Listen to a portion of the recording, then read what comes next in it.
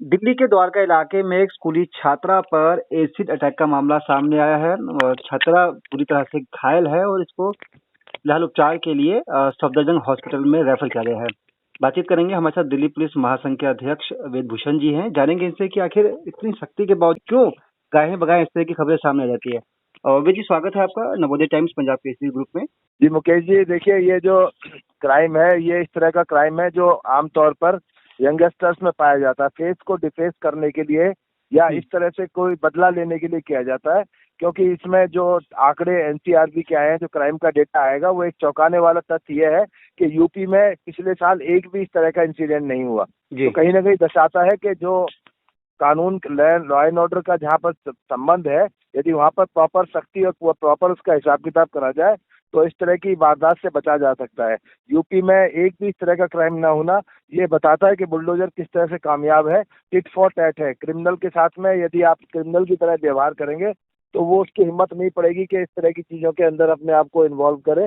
परंतु चूंकि दिल्ली एक राजधानी है और ये इस तरह का इंसिडेंट है, बिल्कुल यंगस्टर लड़की, 17 साल की लड़की है, एविडेंस इकट्ठे किए जाएंगे, क्योंकि सीसीटीवी फुटेज में जिस तरह से वो तेजाब फेंकता हुआ दिखाई दे रहा है तो बड़ा अलार्मिंग है कि खुलेआम ओपन डे लाइट के अंदर दो लड़के जिस तरह से तेजाब फेंक रहे हैं, कहीं ना कहीं सोचने में मजबूर करते हैं कि दिल्ली की लॉ एंड ऑर्डर में कहीं ना कहीं कुछ कमी रह गई है, जिसकी वजह से इस तरह के हादसे होते हैं। क्योंकि तेजाब को प्रोक्योर करना भी अपने आप में बहुत मुश्किल काम है, क्योंकि तमाम जो तेजाब से जुड़े हुए, व्यापार से जुड़े हुए हैं, उनको ये हिदायत है कि वो तमाम जो तेजाब बेच रहे हैं उनका हिसाब किताब रखेंगे किसके थ्रू गया। तो बाकी तमाम चीजें इन्वेस्टिगेशन में आएंगी कि किस ग्रेविटी का तेजाब था, किस भावना से, मोटिव क्या था ऑफेंस के पीछे। ये तमाम चीजें इन्वेस्टिगेशन में आने वाले टाइम में और क्लियर हो पाएंगी। जी वेद जी, दो बातें आपने कही। एक आपने कहा एनसीआरबी के आंकड़े और दूसरी बात आपने कही एसिड का। अगर एनसीआरबी रिपोर्ट की हम बात करते हैं, क्योंकि आपने यूपी का हवाला दिया, लेकिन रिपोर्ट ये कहती है कि 2018 से लेकर 2020 तक पूरे देश भर में महिलाओं पर एसिड अटैक के 386 केस दर्ज हुए थे। और अ, अ, महिलाओं पर जो आरोप, जो केसेस दर्ज हुए, उसमें 62 लोगों को दोषी पाया गया, फिर इन्हें सजा भी दी गई है। लेकिन सवाल तो यही है ना कि आप भी कह रहे हैं कि केस बढ़ रहे हैं और जो तेजाब है वो भी बिक रहा है, जबकि सरकार की तरफ से तेजाब की बिक्री पर पूरी तरह से प्रतिबंध है और कोई बेचता है तो उसका रिकॉर्ड रखना होगा। ऐसे में क्या माना जाए कि क्या कानून का डर कम है जिस तरह के अपराध सामने आए हैं?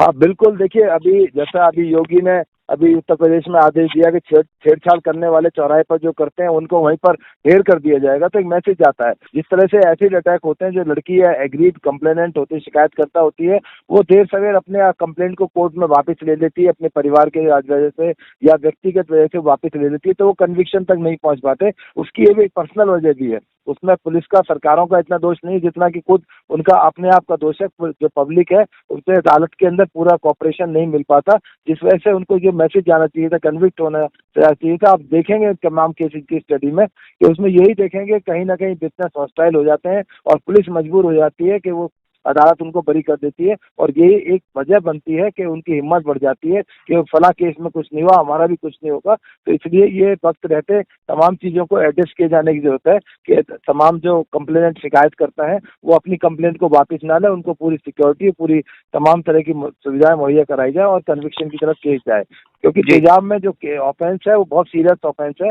नॉर्मली 302 अटेम्प्ट टू मर्डर या 326, जिसमें कि 10 साल सजा है, सेशन ट्रायल केस है। कानून में कोई कमी नहीं है, एग्जीक्यूशन में कोई कमी नहीं है, परंतु जो टेक्निकल पहलू यही है कि ज्यादातर जो शिकायत करता है लड़कियां हैं वो वापिस अपने कदम पीछे खींच लेती हैं। उसका फायदा इस तरह के मुलजिमों को मिलता है और इसका एक निगेटिव मैसेज समाज के अंदर जाता है। जी, अवैध जी, आप कह रहे हैं कि कानून काफी कड़े हैं और जो पॉइजन की श्रेणी में आता है एसिड, ऐसे में दिल्ली में एसिड को लेकर किस तरह की गाइडलाइन है? देखिए, उसको अपना जहाँ भी एसिड रिटेल में मिल रहा है वहाँ आपको अपना आधार कार्ड दिखाना होगा, बताना होगा कि आप घर की सफाई के लिए ले रहे हैं या किस पर्पज में वो इस्तेमाल किया जाएगा। कुछ चीजें फूड आइटम्स के अंदर भी एसिड डाले जाते हैं, गलाने के लिए, सब्जी गलाने के लिए या दाल को गलाने के लिए। तो ये तमाम चीजें जो है उसमें प्रॉपर गाइडलाइंस है और एसडीएम उसके नोडल ऑफिसर है, जो भी एरिया का नोडल ऑफिसर होगा। जहाँ जहाँ एसिड की, तेजाब की सेल हो रही है उसके पास तमाम की लिस्ट होती है। गाय बगाए वो लोग चेक भी करते हैं खुद आकर के उनकी स्टॉक की सिचुएशन और किन किन लोगों को बेचा गया। परंतु चूंकि दिल्ली एक राजधानी है और बहुत बड़ा तंत्र है, तो वहां तक हर माइन्यूट डिटेल्स तक पहुंचना सिस्टम के लिए बड़ा एक चैलेंज होता है, जिसका फायदा इस तरह के लोग उठाते हैं। जी, चलिए सर, बहुत-बहुत शुक्रिया बताने के लिए और समझाने के लिए कि पूरा मामला क्या है और जिस तरह से केसेस सामने आते हैं उसमें आगे की कार्रवाई किस तरह की रहती है। बहुत-बहुत धन्यवाद नवोदय टाइम से बातचीत करने के लिए वीर जी। नमस्कार।